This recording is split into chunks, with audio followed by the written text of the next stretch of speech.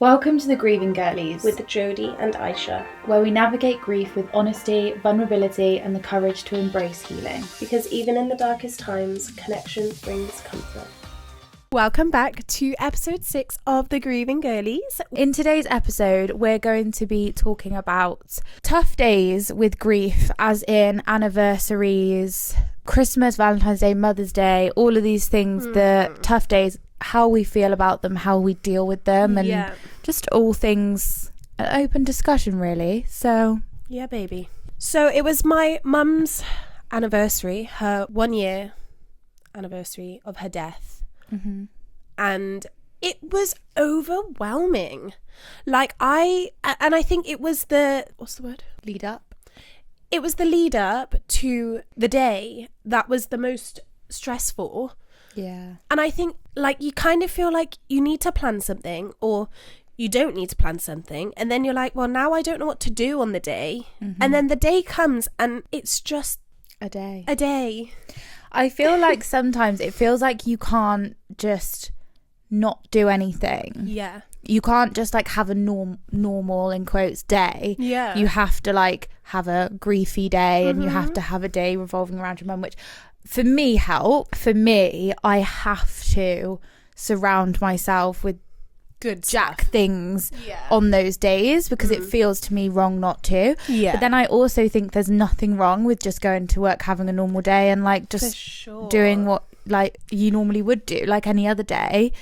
I think it's so personal. It really is. I do wish I kind of booked the day off and went to a temple, like a Thai temple, and just like my culture, really get involved. What did you do? So you obviously went to work. Did you do anything? So literally went to work, and we went to a Thai restaurant, me and Connor. Oh, I saw that on your story. Yeah. It was really nice because I was just involved in my food, and obviously the waiters and waitresses, they're Thai as well, so that was really cute. Kind of nice. Yeah. And then afterwards we went to see Connor's grandparents, which was really sweet. That's nice. So again, I made the most of the evening and just doing something really wholesome. But again, I think that was the first day it fully felt real.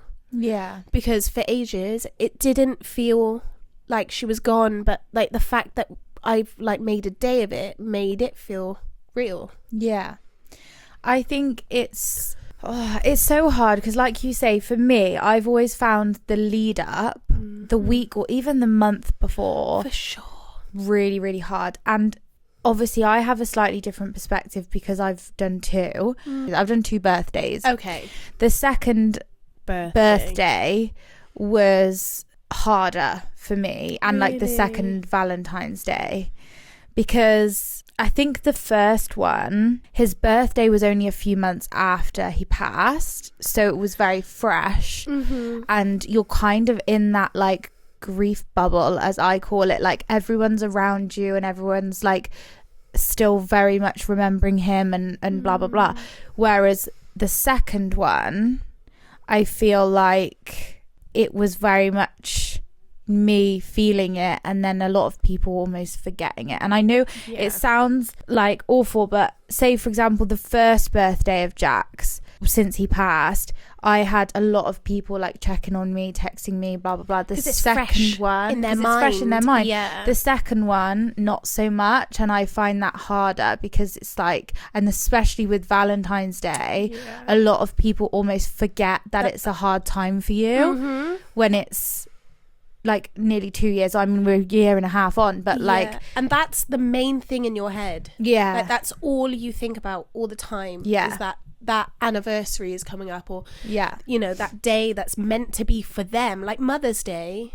I don't even know when it is. No, it's coming up, isn't it? Yeah, it's March. Yeah, and I think with Mother's Day coming up, or that anniversary, it's I'm getting closer to it, and I'm I don't want to get any closer. It's just a dread of knowing it's coming, and the day of it, I'm sure it'll be fine. For me, leading up to the 1 year anniversary of losing Jack, I went off the rails. I can't lie.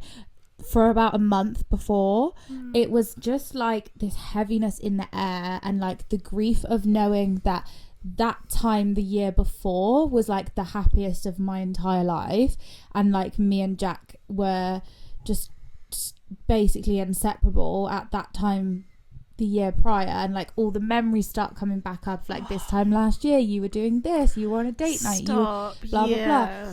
And then I just kind of like, I was going out all the time, drinking all the time, going a bit off the rails, trying to just like avoid it almost, and just kind of, I was trying to act like a teenager that just had no worries and no cares in the world, but actually underneath it I was really struggling.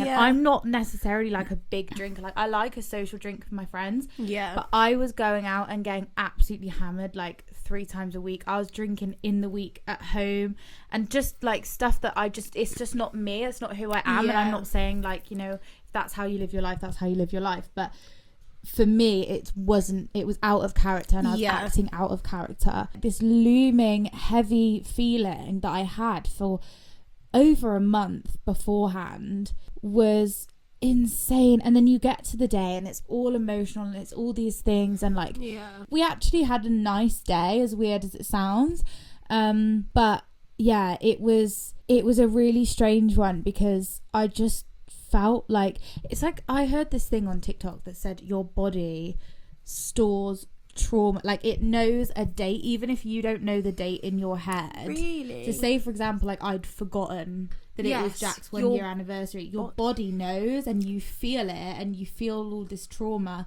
even if your brain doesn't remember. That's crazy. Yeah, so I feel like that kind of explains why you feel it coming, even though you can try and put it out your mind and try and put it out your mind. It's like your body knows you're not going to get rid of that. This time last year you went through shit. That is really interesting. Yeah, like that's one of the things.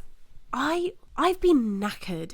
I've been absolutely drained, and I've been really trying to stay on my feet and stay active and go for these walks and blah blah blah. I'm drained. I've had to book off 2 days off work next week. Just genuinely, just so I can rest and do nothing. Yeah. And then I can start going back out and having walks and stuff, because I can't even get that sorted at this point, because it's so good that you've recognized that though. It took a minute. You've done it, and you've booked for sure. time off, and not to, because I think again when you book time off work, it's so easy to just be like, oh, I can do this and do this and do this, because I don't do that when I'm at work. But like to recognize that you need days to just sit at home and prioritize yourself and just get a bit back on track, like that's really good. Yeah, for sure. So what would your ideal like grieving anniversary day look like? Say for example your mum's anniversary or Mother's Day, or a tough day around losing her. What would the ideal things be to do that would make you feel better?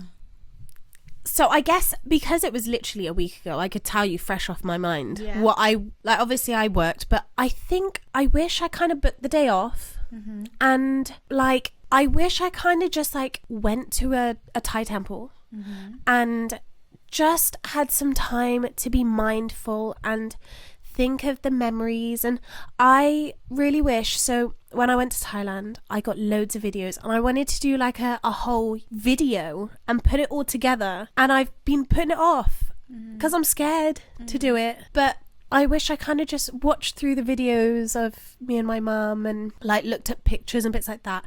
But I am really happy with how I spent my day, don't get me wrong, but I just kind of wish I took some time out to just reflect on her as a person and you know, the memories. How about you? I think for me, I have pretty much done the things that I wanted to do, which is good.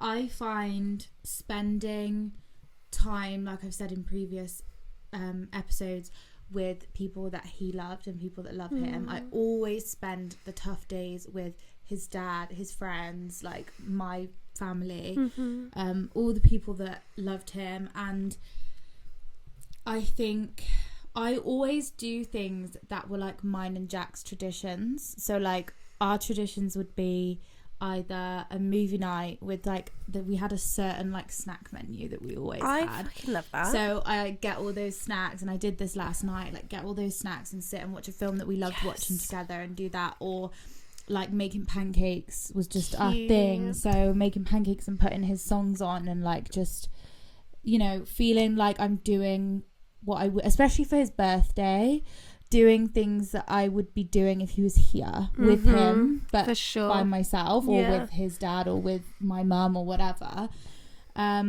His birthday last year was really nice. I spent time with his dad and his best friend. We all went for lunch and that was really nice. In the morning I like went and put flowers and I wrote him a card and just did all of like the crying and all of that stuff. And then I went for lunch with his dad and his best friend, which was really lovely, and then obviously spent time with the dogs and blah blah blah. And then I went out with his other best friend and his girlfriend, so like the four of us would have been double dating if Jack was here. So we went to this burger place that me and Jack used to go to, and we did like mini golf, and it was just so lovely to like spend time with his people that are also my people, but again, I've said before, they wouldn't be my people if they weren't his. And I like to do a lot of I always factor in time to sit by myself on those days. Needed. So me and Jack have like a little spot that we used to go to, which is in the middle of nowhere, and like no one really knows where it is. There's never anybody there, and a lot of times, especially on these days, I'll go there. That's really and just cute. sit by myself and just talk to him, reflect, like you say, just remember him as the person he was, and just kind of reflect on everything and just really like feel how you're feeling for sure in the moment. For sure. Like I wish I put a bit of time to the side just to sit with myself. I think if you don't have the energy to go to work or do this and go see friends, like don't do it. Like just feel what you need to feel.